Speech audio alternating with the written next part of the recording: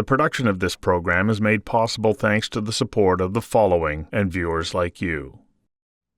Vancouver's housing market is dramatically different than it was 12 months ago when the provincial government stepped in to ensure affordable and ample housing. In a Conversations Live panel in March of 2025, Burnaby Mayor Mike Hurley indicated it didn't work. In fact, the housing market is upside down. What happened? Why is the market behaving this way? And what can we expect to have come next? Perhaps central to understanding the answers to those questions is to appreciate the word uncertainty. The ongoing trade uncertainty with the United States, the uncertainty associated with a new federal government, and uncertainty over the way in which provincial regulators are affecting the market. Ryan Berlin of rennie has been examining the broader forces at work in the market and why it is moving in such unexpected and uncertain ways. He says the factors at work include the economy, interest rates, rising household debt, demographics, government immigration policy, migration, and a reformation of the construction sector. I invited Ryan Berlin to join me for a Conversations That Matters about the uncertainties and what rennie has identified about the Metro Vancouver housing market. Ryan, welcome. Thanks, Stu. Uncertainty is the word, isn't it? Like, it's uncertainty almost across the board. It is. I mean, and it's we think about the last 3 months as it relates to the new U.S. administration and their, frankly, idiotic approach to, an unpredictable approach to trade policy. But we've been in a 5-year cycle now. I mean, we just marked 5 years since COVID landed on our shores. And there were lots of ups and downs in there. And, there was a feeling, looking back over the past couple of years and, especially over the past year, that we saw the light at the end of the tunnel in the sense that we weren't dealing with rising inflation that, when it hit 8%, we didn't know that was the peak. We were wondering how high it could go. We didn't know how high interest rates were going to go. So we saw those curves sort of crest and return to levels that we were accustomed to. And it gave us a sense of stability and predictability. That's all perception, because you really don't know what's coming down the pike. Is there another pandemic? Is there, a trade policy, an unpredictable trade policy that is going to, make everyone sort of step back and want to wait?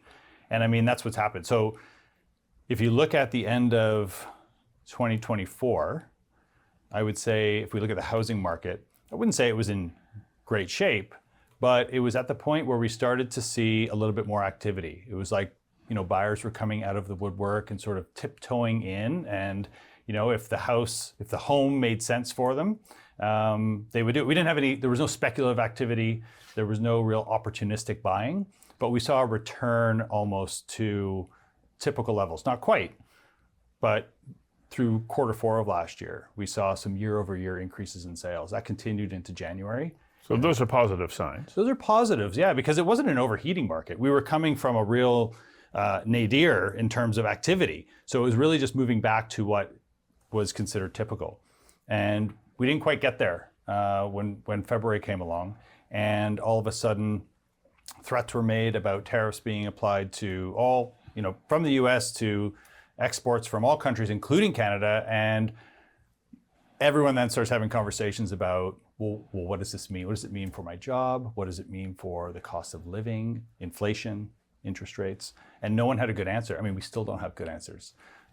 So then the reaction is to say, I think I'll sit tight. Yeah. Why would you jump in? Why would you? Right. So if you're an individual buyer, you're in the market for a home. Why would you take that leap now when you don't know if the value of your home is going to at least hold steady in the near term?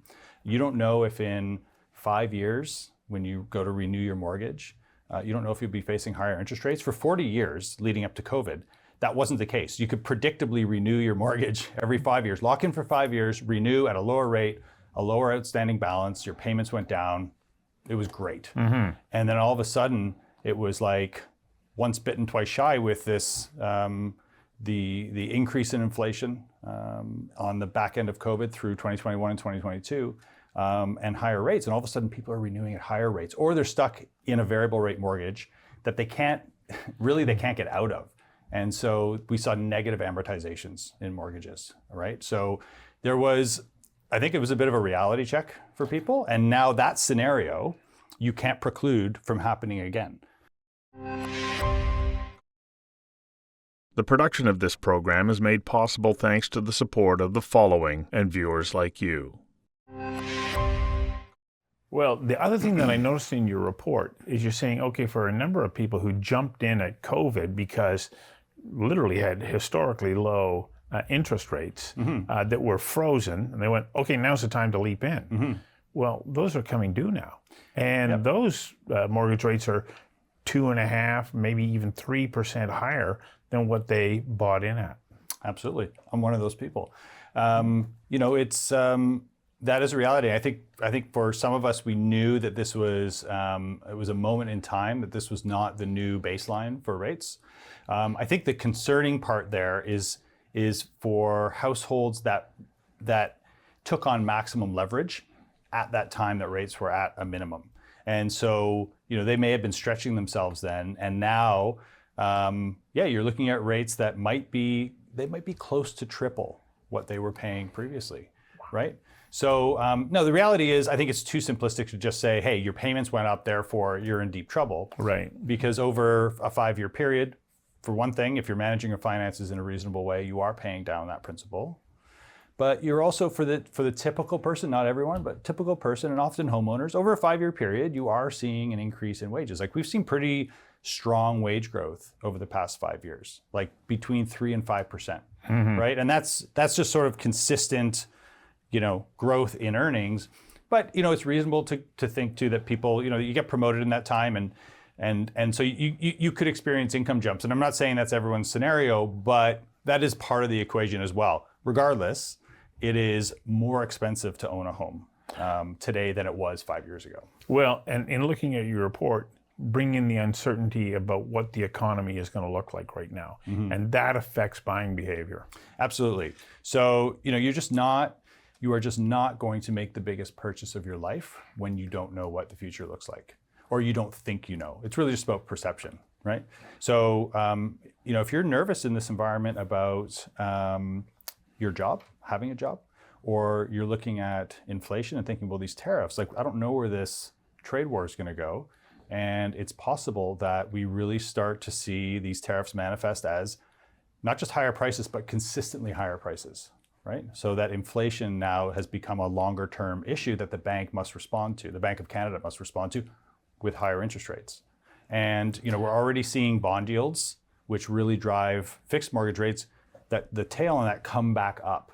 So, we're not in dire straits, but we're in a moment where it's really like, is this the calm before the storm, or is this going to get sorted out? And in which case, once it's sorted, we'll get back in. Now, I will say about that is I don't see any solution short term, any reconciliation in these trade agreements with the US bilaterally that they have with any country, including Canada. I don't see any resolution that brings immediate certainty. I mean, we have a president down there who negotiated the current iteration of CUSMA that replaced NAFTA back in 2018. He said it was the greatest trade deal in history, and now it's the worst trade deal in history. Yeah, saying that we ripped them off. We ripped them off. So I'm not sure that you can necessarily trust what you see and hear. So, if I can just jump in here, when we were sort of looking at Trump coming in, maybe Trump 2.0, I had come across something from former New Jersey Governor Chris Christie, who's not a fan of Trump, but he was in Canada talking about what you could expect from Trump. And he goes, I'm a little bit surprised that you're even asking that. You have to recognize how Trump has functioned. He even pointed out in his book, The Art of the Deal, this is how I function. I go to the absolute outer edge of where I would absolutely love it to be, and maybe a little bit further, so that I'm going to drag you closer to a settlement point, that I'm happy with than you are. And so he said the rhetoric versus the outcome, like you can't actually put the two together. No. He says you have to take a look at his legislative record. The problem is it's the rhetoric that has created so much uncertainty and a strong emotional response that also includes, okay, I'm afraid. Absolutely, and I think I totally agree, and I think that there is what he's demonstrated seemingly as well is a lack of understanding of the impacts that one decision may have elsewhere in the economy. And it's been said that he's playing. His supporters say he's playing 4D chess, and I say I think he's playing 1D checkers, because there is no long-term plan.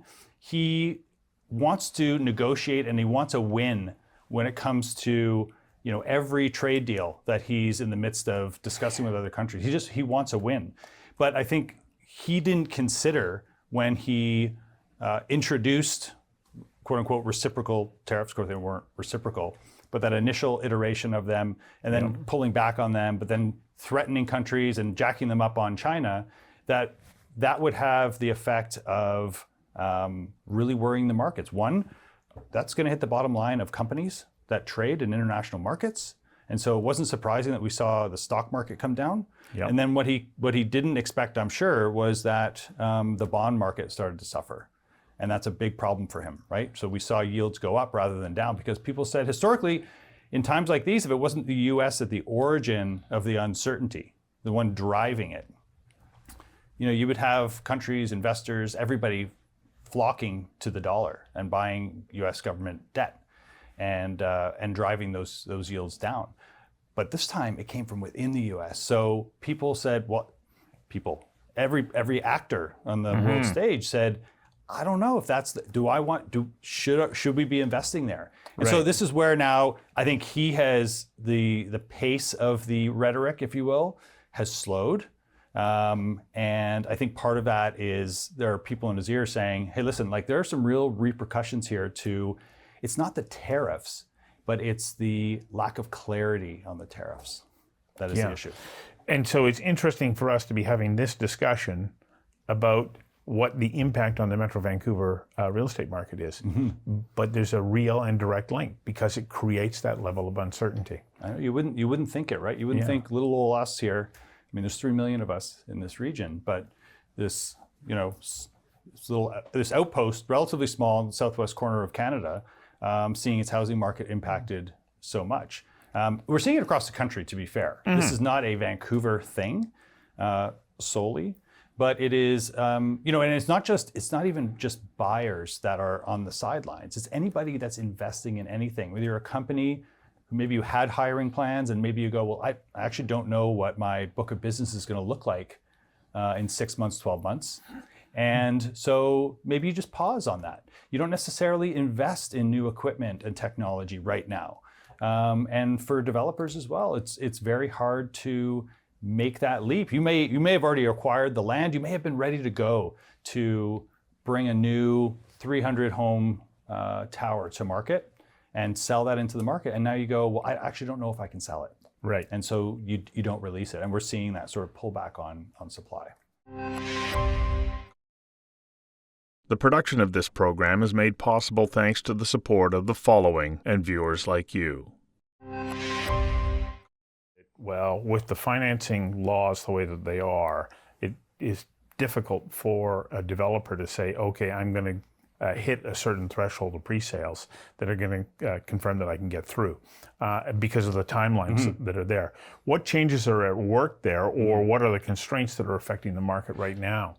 I don't know if everyone knows that when in British Columbia, that when you bring a, let's call it a multifamily project to market before it's built, so as a pre-sale, you're working within a limited time frame to market and sell a certain proportion of those homes, call it 60%. And within that period, it had been 12 months up until recently, you'd have to sell, around 60% by revenue of your building, and then your financial partner would then give you money to start building. Yeah. And so, I mean, that is how the market works. And when the market is fluid and you have more typical levels of activity, it's reasonable to expect that most of the time you can achieve that. Now, projects have gotten a lot bigger over the years, 60% bigger in terms of number of homes over the past decade, about 250 times bigger in terms of the revenue that flows through the projects. So BCFSA, which is responsible for that, is consumer protection legislation, the Real Estate Development Marketing Act, which specifies you have 12 months. They've now extended that to 18 months, recognizing primarily it's less of a response to the economic conditions and more a response to the fact that the nature of development, the scale of these projects has changed. And so if you have a building that's at least 100 units, you can apply for an additional 6 months. You still have 18 months to sell. Now, this is still very much like that situation in Temple of Doom, right, where Indiana Jones is trying to get under the wall as it closes. Right. And that's what it is. You have that period to sell the number of homes you need to trigger financing, or else all of your buyers can walk away if they choose. So you're really in a market like this where you have buyers who are extremely hesitant in resale, not to mention pre-sale. It's just, for these larger projects, we're just not seeing them actually launch and come to market. So what the restrictions around foreign buyers, how much has that affected that pre-sale market? Well, listen, I think it has. That isn't the only thing. So I think what we engineered housing policy to work when there was always somebody that wanted what was being offered, whether it was something for sale or something for rent. We implemented restrictions on short-term rentals last May throughout the province because we said that there were tenants looking for long-term leases. We said no to foreign buyers federally. One definition of the foreign buyer, they were banned. Back in 2016 in this province, we implemented a tax on a different definition of foreign buyers. What we've done is primarily we've altered that risk-reward relationship. We have discounted the amount of risk that is involved in real estate as a buyer, as a developer, as an owner, and we've said, hey, that reward you're getting, we want some of that, or maybe you should get less. Or you don't deserve it. Yeah, There's a part of that too. Fundamentally, that is what it is. And so there's just, at the end of the day, not acknowledgement for the amount of risk that exists. And it's easy to overlook it when the market is up, when there's not enough supply, there's more than enough demand, and values are rising. But right now, we're not getting homes built. Like you see a lot of cranes because what you're seeing built now was sold a couple of years ago. Right. That's going to dry up really quick. The production of this program is made possible thanks to the support of the following and viewers like you. So do you think that as the rental supply increases, rents are now coming down, could we see a return to saying, okay, you can put that property back out on a short-term rental? Maybe that's a question for somebody else. I mean, from a practical perspective, I would say we should be encouraging a degree of investment activity. And we also have a flipping tax. Right. We have a speculation and vacancy tax.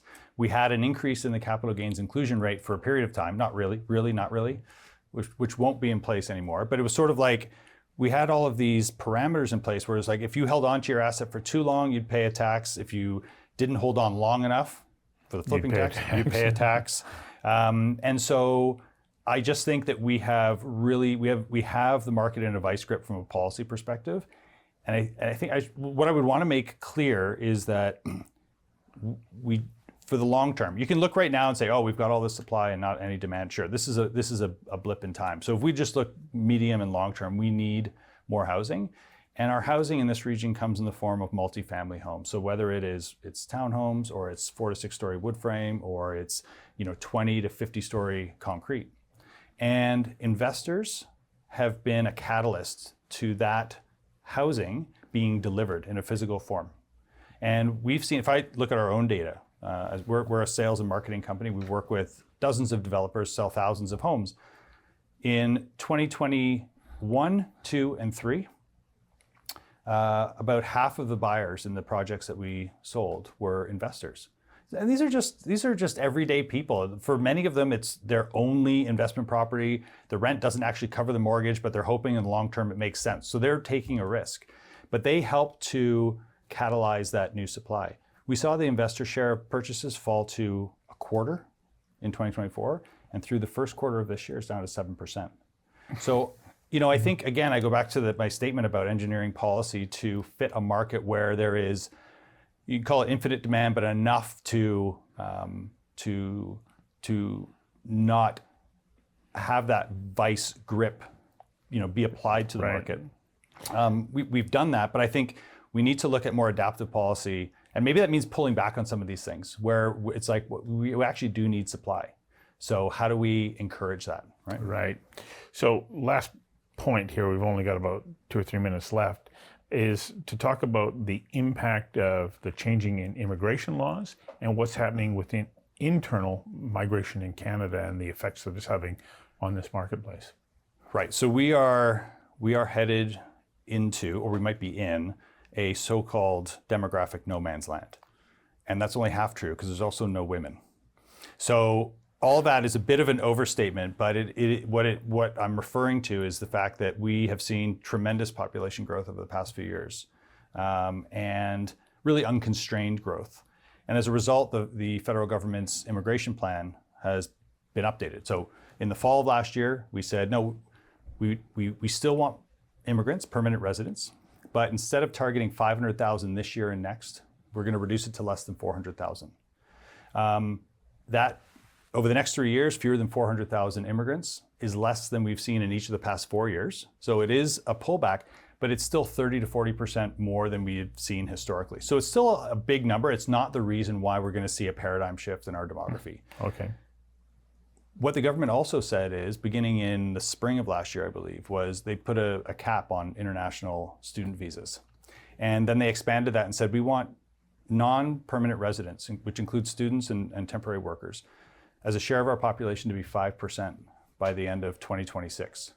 Well, we're at 7.5% today. There's 3 million people in that category in this country. So we have to reduce that by 1 million. So call it 500,000 this year and next year. To put that in context for you, and I mean, that will yield overall population decline. We don't make babies in this country. There's no policy that I'm aware of that will help us, reshore the manufacturing of little people. So we have natural increase not contributing to growth. International migration is the source of our growth. Yeah. So we're reducing temporary residents by 500,000 a year. We have 100,000 immigrants, and our permanent resident targets are coming down. That equals a decline. I don't usually cite data going back to the 19th century. If you go all the way back to Confederation, there's not a single year between then and now that we've had population decline in this country. And we're going to see 2 in a row, equivalent to about 0.5% of our population each year. So the government can meet the targets. To meet the target. We'll see if the political will is there now. We had an election yesterday. So we'll see if that political will remains to commit to that target, because that's a dramatic shift. Right, because the new Prime Minister, Mr. Carney, has indicated that he wants to see the Canadian population continue to grow. Yes, and that isn't necessarily incompatible with this policy, because he might mean in the fullness of time. I mean, our models show the population growing beginning again in 2027, but for the next 2 years, it's a real headwind to consumer markets, the rental market, which is great for tenants in this region, but it's going to be hard for developers to bring new supply to market. All of which leads to uncertainty in the market. Thank you, we're out of time, but thank you for coming in and giving us some insights into this, and I really encourage people to read your report. Thanks, Stu, appreciate it.